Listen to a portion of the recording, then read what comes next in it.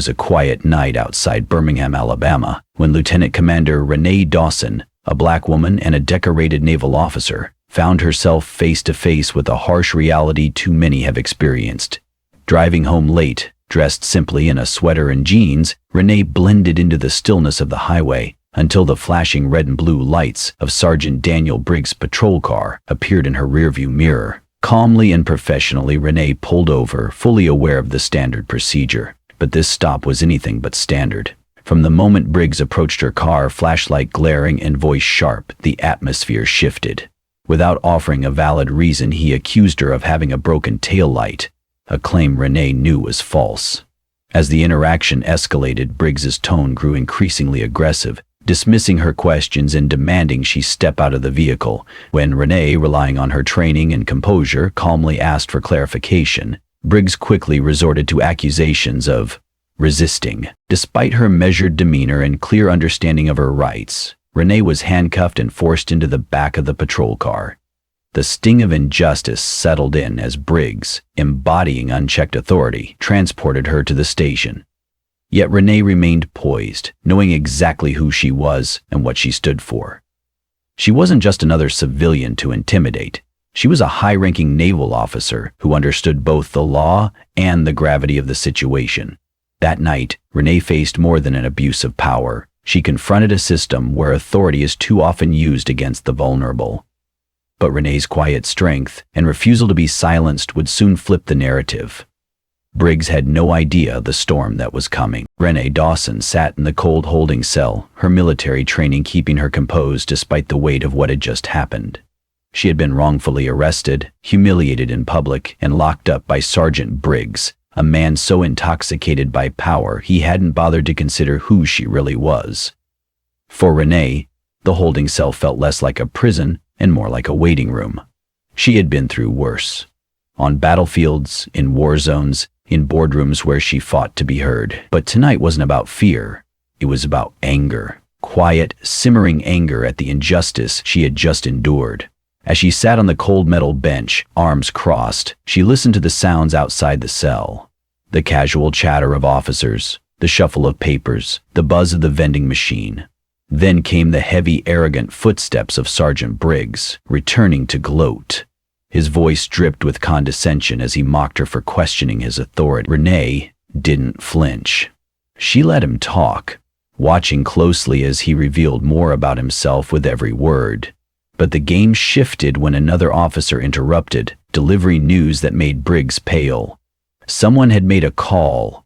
Someone important. Back in the cell, Renee knew exactly what was happening. She had allies. Higher-ups who would not tolerate misconduct, especially against one of their own.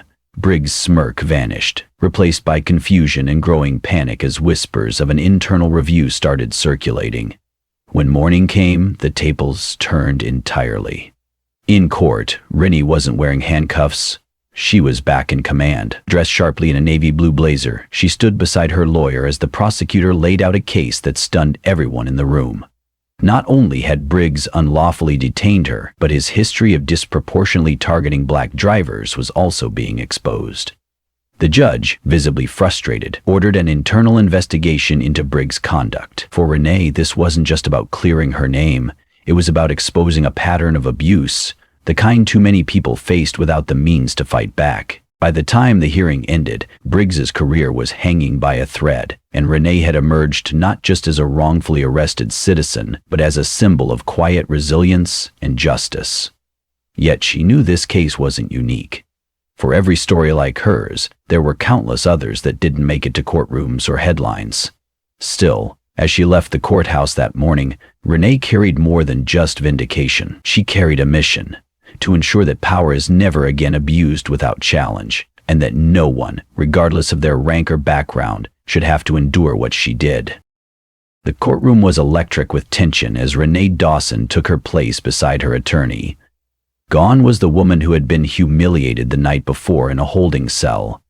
In her place stood a poised lieutenant commander, dressed in a sharp navy blazer, radiating the quiet authority she had earned through years of military service. Across the room, Sergeant Briggs sat rigid at the defendant's table, his bravado from the previous night now replaced with discomfort and the unmistakable realization that this was spiraling out of his control. The prosecutor wasted no time laying out the facts. "Your Honor, we believe Lieutenant Commander Dawson was unlawfully detained," he began, his voice cutting through the silence. He detailed how Renee, a decorated naval officer with no criminal record, had been arrested under dubious circumstances during a late-night traffic stop. Worse still, the prosecutor revealed a disturbing pattern in Briggs's history: an unusually high number of stops involving black drivers, disproportionately higher than the district average. The murmurs in the courtroom grew louder as spectators realized this was more than just a wrongful arrest. This was a case about abuse of power and systemic bias. Briggs shifted uncomfortably as the prosecutor continued, highlighting the absence of probable cause for the arrest and the excessive measures taken against a woman who posed no threat. When the judge ordered the body cam footage to be played, the room fell silent. The screen displayed everything: the unwarranted aggression, Renee's calm and lawful demeanor, and Briggs's dismissive attitude as he tightened the handcuffs unnecessarily. When the footage ended, no one had to say a word. The images spoke volumes. Judge Kirkland, visibly disturbed, leaned forward and addressed Briggs sternly. "Sergeant, this conduct is unacceptable." His voice carried the weight of authority that Briggs had once wielded so carelessly. "You violated protocol. You compromised the trust placed in you, and you failed in your duty to serve and protect impartially." The ruling was swift. All charges against Renee were dropped immediately, and an internal investigation into Briggs' conduct was ordered. As the gavel struck, signaling the end of the hearing, Briggs' face turned ashen. He realized what Renee had known from the start: his actions would not go unchecked. As Renee gathered her things and prepared to leave, she met Briggs' gaze across the room. For a brief moment, there was no smugness, no arrogance, just the raw discomfort of a man exposed. She didn't need to say anything. Her presence alone, dignified and unbroken, was enough. Outside the courthouse, reporters scrambled to capture the unfolding story. The headlines would read, "Navy officer wrongfully arrested. Sergeant faces investigation." But for Renee, this was about more than a personal victory. It was about exposing a dangerous pattern that extended beyond Briggs. This wasn't just about one bad officer. It was about a system that often allowed misconduct to thrive in silence. Later that day, Renee sat at a quiet cafe reflecting on the ordeal. News of Briggs' suspension came through her phone, but it didn't bring her joy. It brought resolve. The justice she had secured for herself now needed to extend to others who couldn't fight back. People like the countless black men and women who had endured similar experiences but lacked the platform, the rank, or the visibility to challenge their oppressors. Renee knew the battle wasn't over, but she also knew this: by refusing to stay silent, by holding her ground, she had cracked the veneer of impunity. And that, she thought as she sipped her coffee, was the first step toward real change. The confrontation between Renee Dawson and Sergeant Briggs became a pivotal moment that rippled far beyond the confines of the courtroom. For Renee, a lieutenant commander in the U.S. Navy, her arrest wasn't just a personal affront, it was symbolic of a broader and deeply rooted issue within the justice system. Briggs had operated with unchecked authority for years, targeting minority drivers and escalating minor incidents into unwarranted arrests. Renee's refusal to quietly accept her mistreatment, however, forced a reckoning. After the judge dismissed the charges and ordered an investigation, news of the case spread rapidly across the state.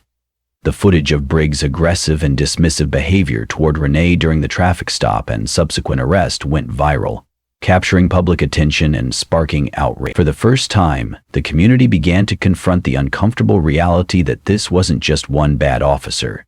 It was the symptom of a larger cultural problem. The fallout was swift and severe.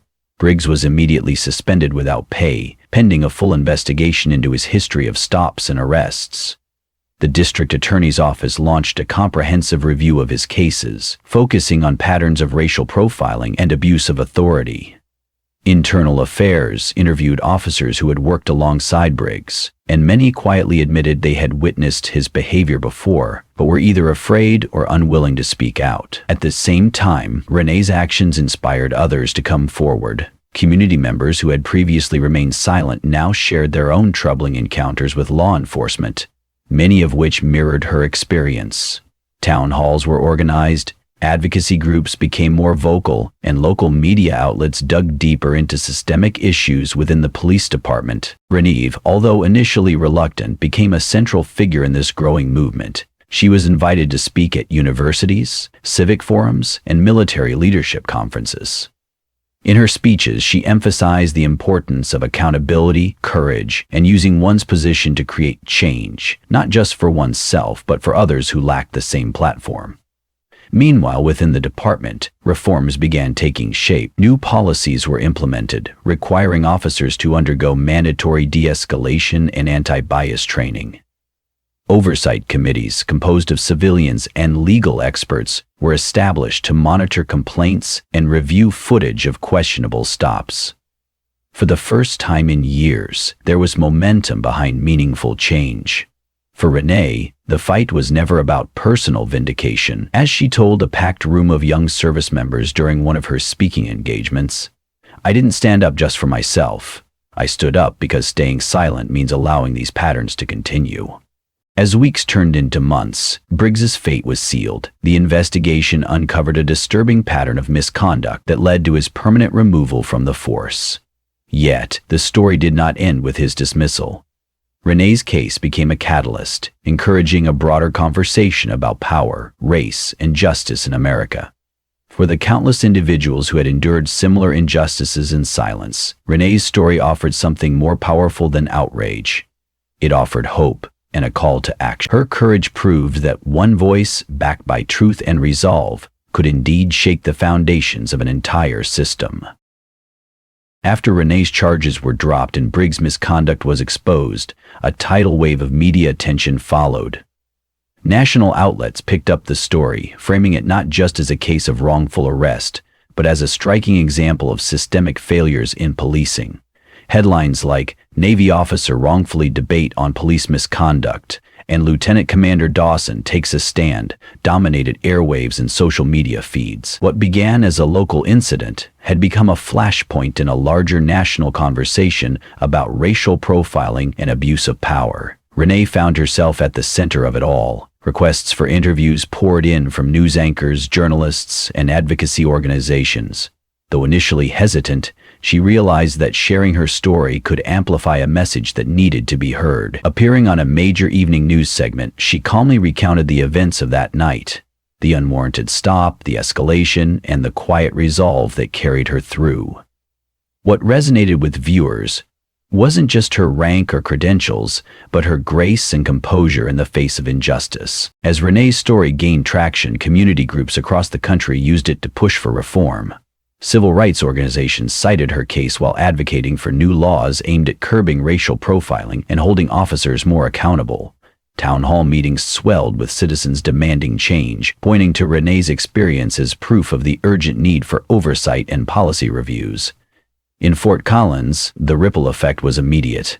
The police department implemented mandatory training programs focusing on de-escalation, implicit bias, and respectful engagement with civilians.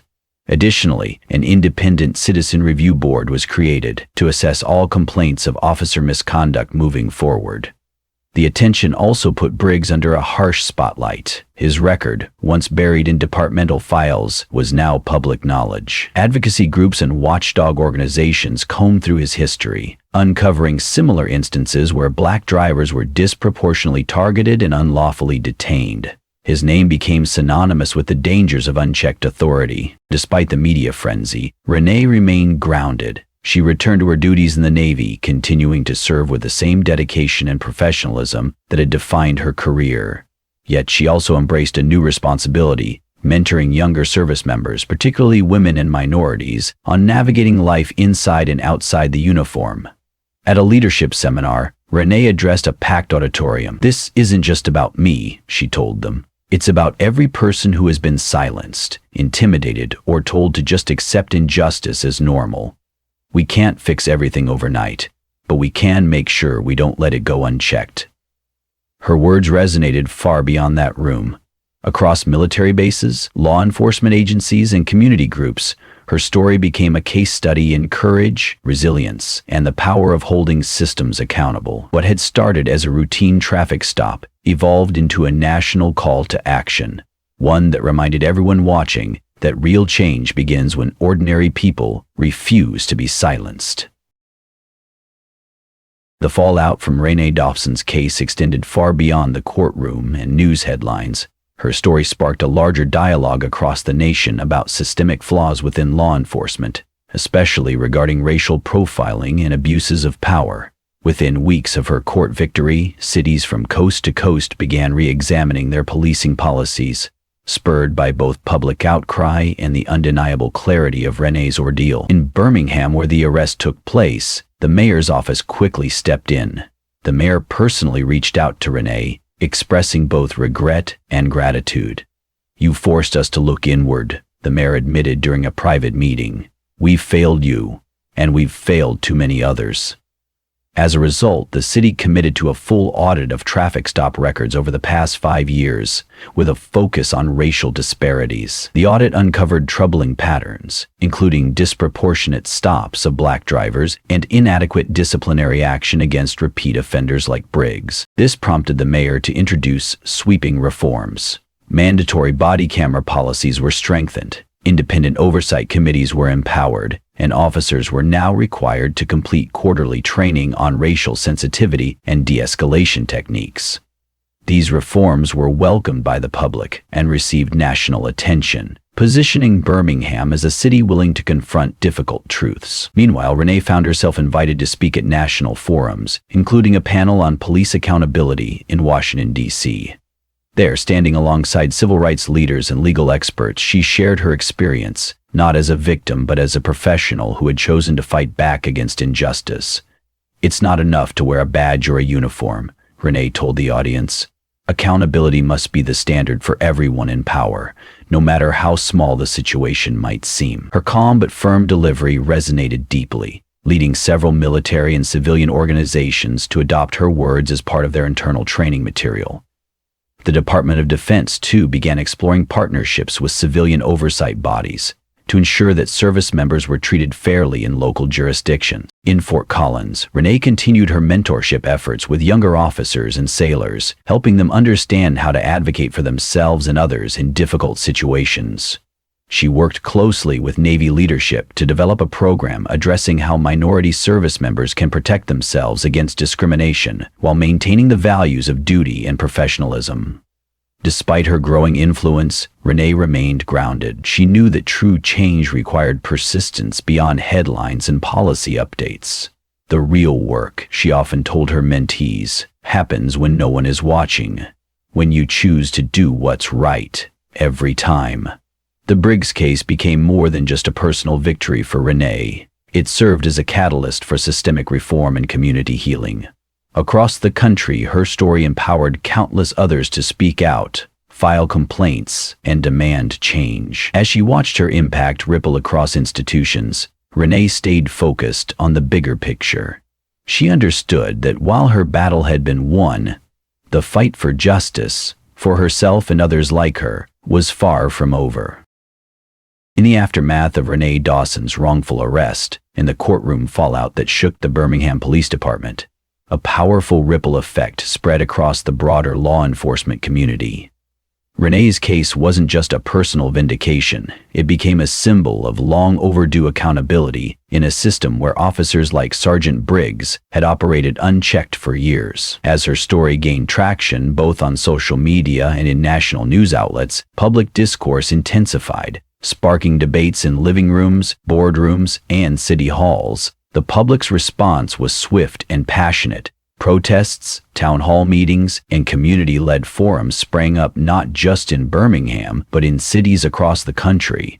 Citizens demanded transparency, pushing local governments to review their policing practices and disciplinary process. Renee's story wasn't isolated. It echoed the experiences of countless individuals who had faced similar abuses of power but lacked the platform or resources to challenge them. National civil rights organizations, including the NAACP and the ACLU, quickly took interest. They began citing Renee's case in campaigns calling for legislative changes, such as the implementation of independent civilian review boards and stricter federal oversight of police departments with patterns of misconduct. Lawmakers in multiple states proposed bills aimed at increasing accountability measures for traffic stops, including mandatory reporting of the racial demographics of those detained and audited body camera usage.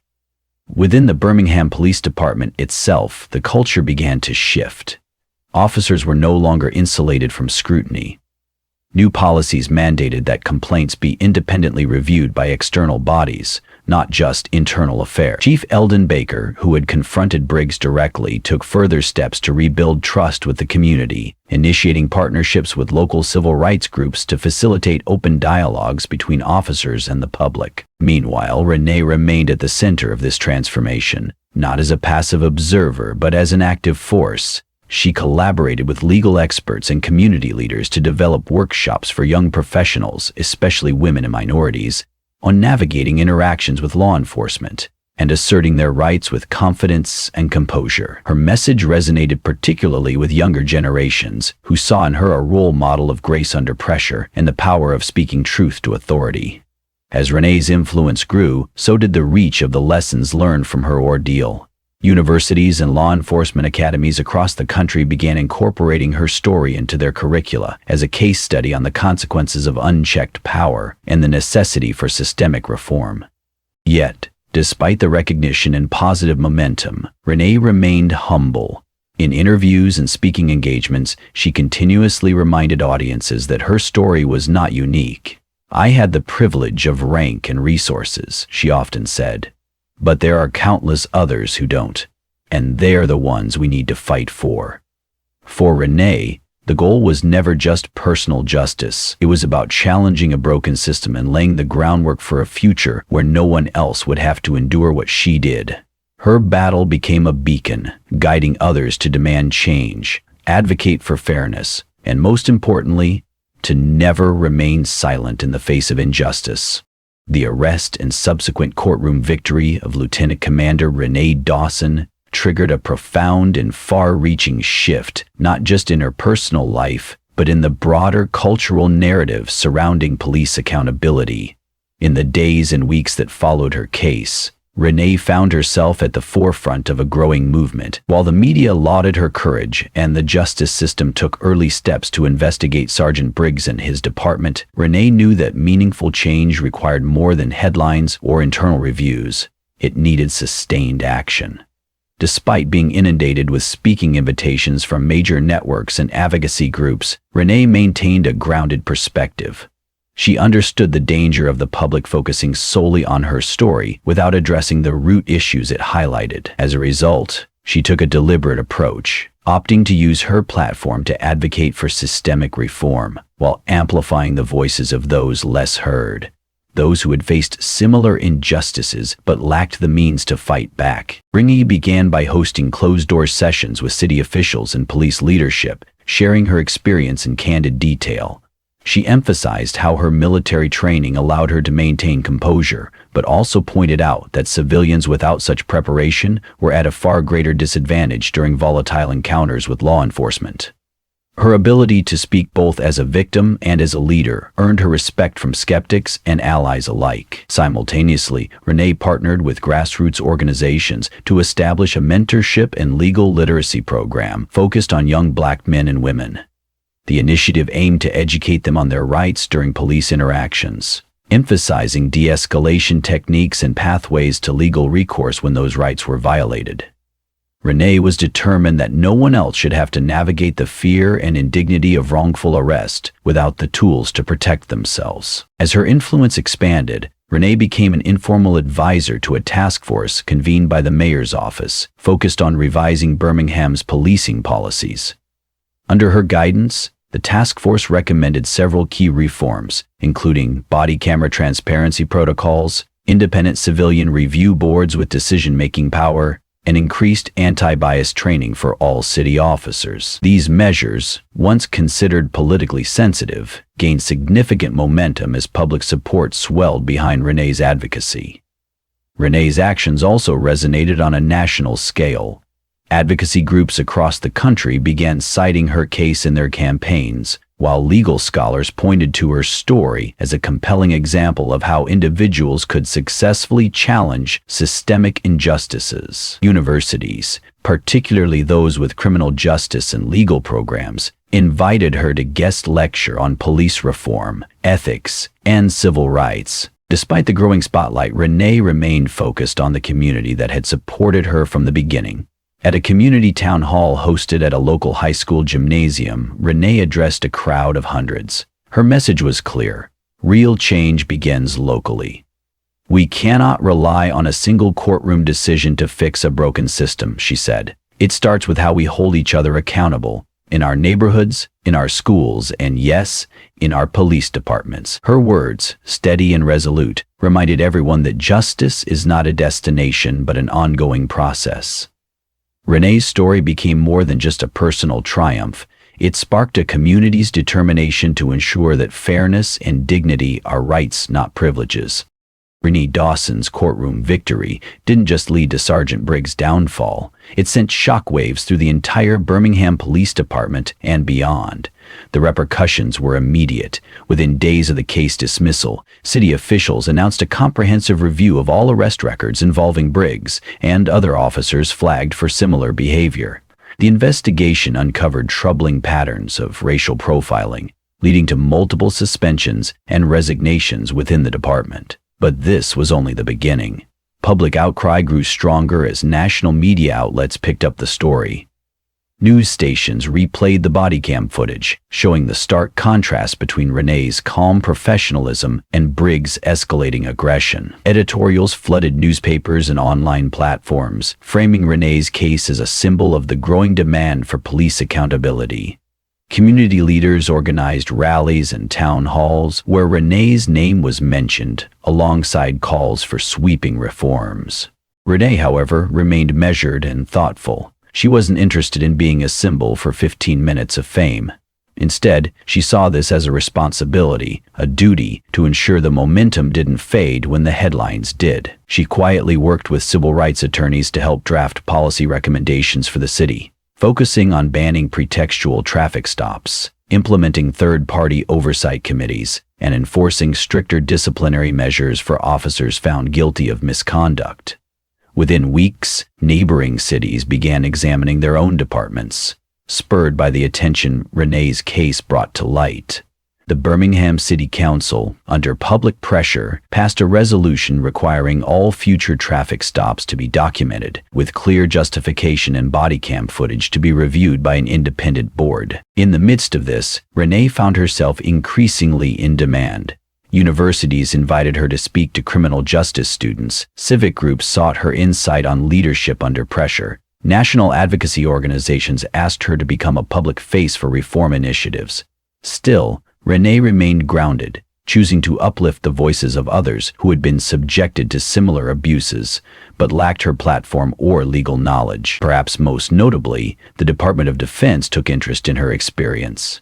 Recognizing both her military credentials and her calm under fire, they invited her to advise on new training protocols designed to prepare service members for interactions with law enforcement as civilians, acknowledging the unique risks faced by veterans of color. But amidst all this progress, Renee remained focused on the bigger picture. It's not just about one bad officer, she reminded the public during a televised interview. It's about a culture that allows abuse to go unchecked. If we're serious about justice, we have to rebuild trust from the ground up. That message resonated. It wasn't just Birmingham where people were listening. Communities across the country began using Renee's story to initiate long overdue conversations about equity, justice, and the urgent need for reform. And as Renee stood on a community center stage weeks later, addressing a diverse crowd of young activists, police officers, and local residents, it was clear that this wasn't just a story about one woman's strength. It was the start of a movement. In the aftermath of her wrongful arrest, Renee Dawson found herself at the forefront of a growing wave of legal reform and social change. What began as a routine traffic stop had evolved into a landmark moment, catalyzing shifts both within and beyond the Birmingham Police Department. The courtroom victory that cleared her name also exposed deeply rooted issues within the justice system, issues that resonated far beyond her personal experience. Renee's decision to challenge her treatment head-on sent a clear message: no one, regardless of position or perceived authority, is above accountability. Her calm yet resolute stance during and after the ordeal became a source of inspiration, particularly for those who had long felt powerless in the face of similar injustices. In the aftermath of her wrongful arrest, Renee Dawson found herself at the forefront of a growing wave of legal reform and social change. What began as a routine traffic stop had evolved into a landmark moment, catalyzing shifts both within and beyond the Birmingham Police Department. The courtroom victory that cleared her name also exposed deeply rooted issues within the justice system, issues that resonated far beyond her personal experience. Renee's decision to challenge her treatment head-on sent a clear message: no one, regardless of position or perceived authority, is above accountability. Her calm yet resolute stance during and after the ordeal became a source of inspiration, particularly for those who had long felt powerless in the face of similar injustices. Most importantly, Renee remained dedicated to using her voice to amplify the experiences of others. She collaborated with grassroots organizations, advocating for police reform and community oversight, ensuring that the momentum her case generated would not be fleeting. As Renee quietly continued her work, she understood one profound truth: true justice is not just about one case or one victory in court. It's about transforming pain into progress, inspiring others to stand up, and creating a future where dignity and fairness are the standard, not the exception. The story of Renee Dawson teaches us a powerful lesson about courage, dignity, and the importance of standing up for justice, even when the odds are stacked against you. As we grow older, many of us have witnessed or experienced moments when power was misused or when someone was treated unfairly simply because of who they are. Renee's quiet strength in the face of injustice reminds us that silence often allows wrongdoing to continue, but speaking up can begin the process of change. Her refusal to be intimidated despite the risk shows that character and integrity are more powerful than any badge or title. For seniors who have lived through decades of social change, this story reaffirms a truth we already know well: the fight for fairness never ends, and every voice matters. Whether it's standing up for yourself, your community, or supporting those who are vulnerable, courage comes in many forms. Renee's story encourages us to keep holding institutions accountable, to keep teaching younger generations about justice, and to never underestimate the quiet power of doing what is right, even when no one is watching.